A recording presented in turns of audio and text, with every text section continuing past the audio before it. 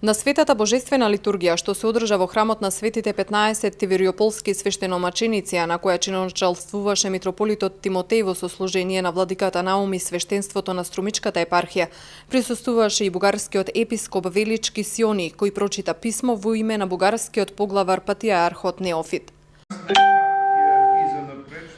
Во црковната меморија е запишано за делото на светите 15 тивериополски свештеномаченици, кој е општо за нашите цркви и нашите православни народи.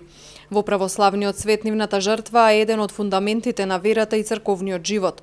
Во 1000-годишната историја на христијанството, маченичката крв се преобразувало во благодатно семе за зголемување на верата во Исус. Истото се случило и со жртвениот подвиг на светите 15 маченици. Бугарскиот патриарх очекува во скоро МПЦ и БПЦ да бидат во посакуваното единство.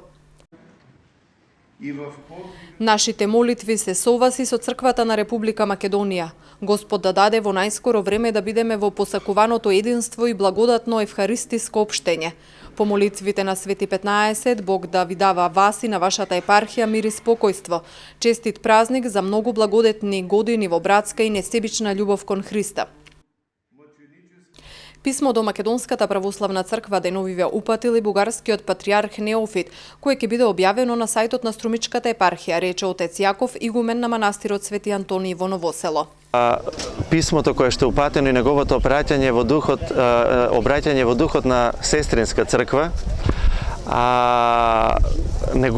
она што велиме мајка црква се однесува исклучиво во однос на останатите православни цркви.